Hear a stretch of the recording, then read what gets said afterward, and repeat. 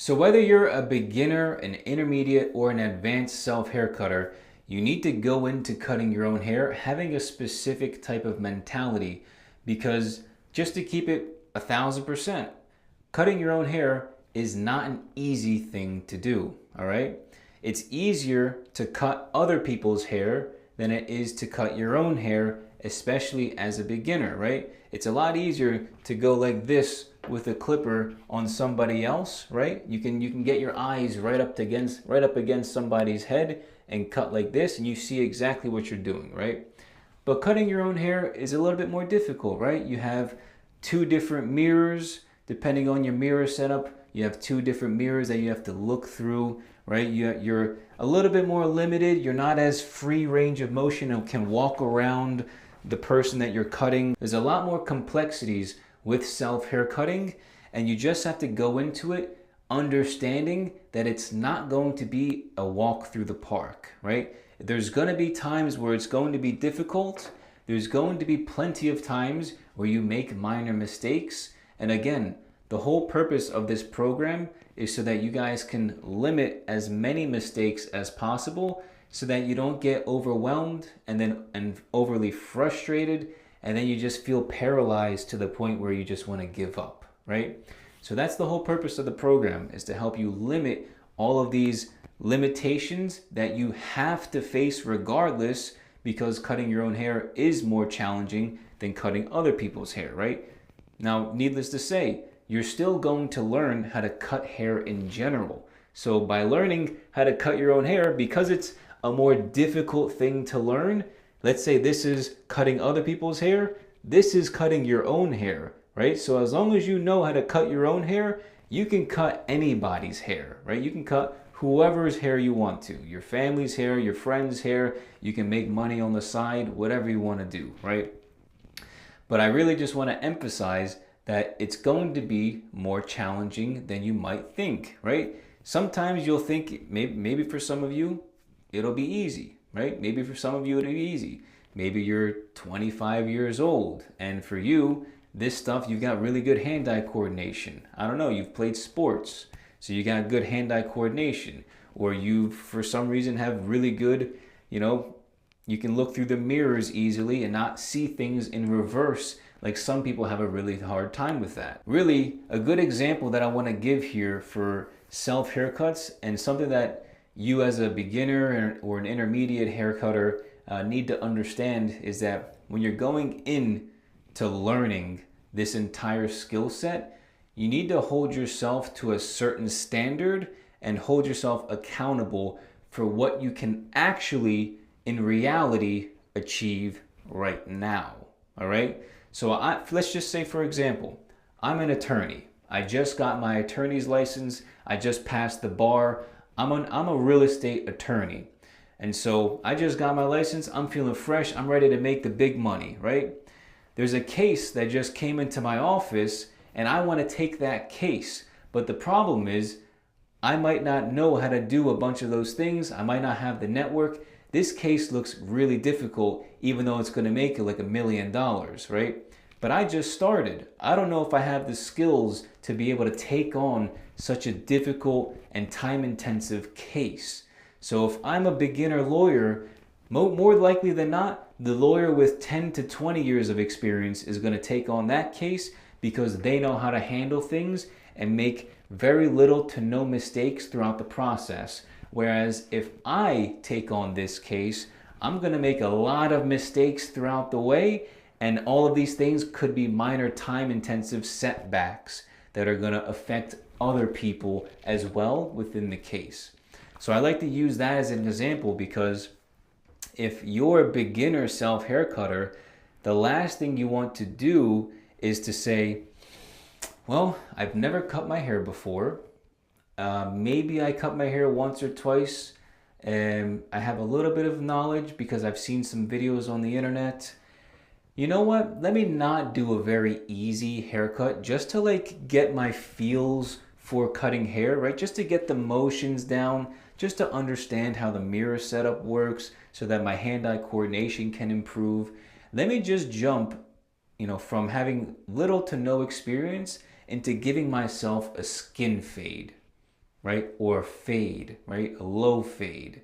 Let me just give myself a fade with no guard, right? On my clippers, right? These modern haircuts that a lot of people are giving themselves nowadays.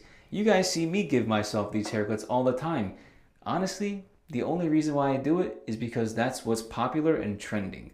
Otherwise, this haircut right now has been like my go-to haircut throughout my entire teenage life, right? For well over 8+ years, this like longer hair on the side was basically how my haircut was all the time.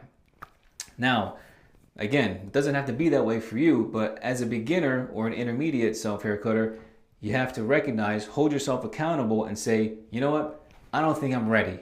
I'm not ready to give myself those really difficult haircuts like skin fades and really close to skin fades, right? Using the foil shaver or a trimmer, getting really, really close to skin.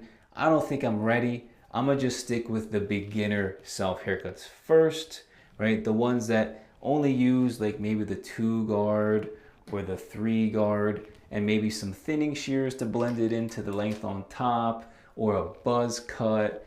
All of these things are something that you need to keep in the back of your head, right? Hold yourself accountable. If you're a beginner, you want to go do a skin fade, well, if you make a bunch of mistakes or you need to go to the barber shop to get it fixed, that's on you, right? I told you so. It's on you, and I'm gonna keep it 1,000 with you, right? I'm gonna hold you accountable if you're not going to yourself, all right? So if you're a beginner, you give yourself a really advanced level self haircut. Don't be surprised if you mess up the haircut and you need to go pay money to a barber to get it fixed, right? Or buzz it all off or whatever because you want to make such a huge jump, right? I'm that lawyer. I want to take on that case. The second day one, when I get approved to take on that case, I get slammed by everybody and I have no idea what they're talking about because I have no experience doing the type of pedigree, the type of degree of case that these lawyers are taking on. So beginner, stick with beginner. Advanced, you can do advanced, you can do intermediate, and you can do beginner. But when you're on this side of the spectrum, stay here until you feel comfortable enough to move on to the next stage, gradually make the haircut slightly more difficult. And I'm telling you, within a matter of months, if not even less, it all depends on you, your willingness, your commitment to learning, how much time you're gonna dedicate every day and every week to learning. Take it gradually. Beginner, slightly more than beginner. Intermediate, a little bit better than intermediate. Now advanced. Now you can do skin fades. Now you can do the trendy, cool, popular haircuts that everybody wants to do. But just know, right? Just know to yourself that you're not going to be perfect. You're not going to be perfect. It's not going to be a perfect process. You're going to make mistakes. Heck, I even make mistakes to this day. Still, with over 15 years of experience, I still make minor mistakes. I'm just like, why did I do that? How did I do that, right? You're going to make mistakes. It is what it is. This is life. We're human beings. We're not perfect.